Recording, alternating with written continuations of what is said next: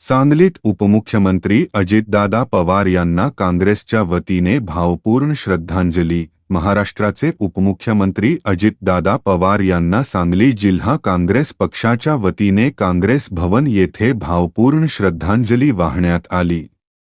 प्रारंभी शहर जिल्हाध्यक्ष राजेश नाईक आणि सेवा दलाचे जिल्हाध्यक्ष अजित ढोले यांच्या हस्ते स्वर्गीय अजितदादा पवार यांच्या प्रतिमेस पुष्पहार अर्पण करून अभिवादन करण्यात आले।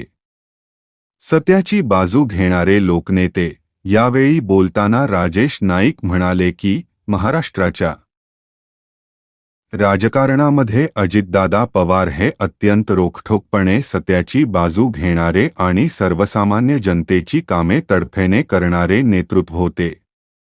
त्यांनी राजकीय प्रवासात काही निर्णय घेतले असले तरी शाहू फुले आंबेडकरांची विचारधारा त्यांनी कधीही सोडली नव्हती। सर्व जातीधर्माच्या लोकांचे आणि गोरगरीब जनतेचे प्रश्न सोडवण्यासाठी ते पहाटे 5 वाजल्यापासून कार्यरत असत। अशा असामान्य नेतृत्वाची आज महाराष्ट्राला गरज होती। ते एवढ्या लवकर आपल्याला सोडून जातील असे वाटले नव्हते। मान्यवरांची उपस्थिती या प्रसंगी प्रदेश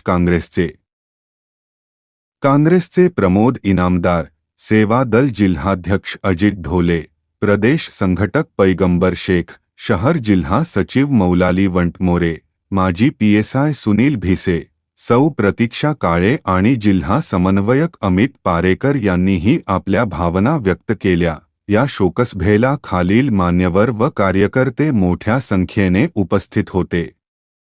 विश्वास यादव, नामदेव पठाडे, विठ्ठलराव काळे, मीना शिंदे, शमशाद नायकवडी, जन्नत नायकोडी, कांचन खंदारे, दीपक ताटे, अर्जुन सुतार, अरुण पळसुले, राजेंद्र कांबळे, इनामदार चाचा, शिवाजी माळी, गणेश वाघमारे इत्यादी। सम्यक महाराष्ट्र न्यूजसाठी मी प्रमोद चिनके। अशाच नवनवीन बातम्यासाठी आपल्या चॅनेलला सबस्क्राईब करा। धन्यवाद।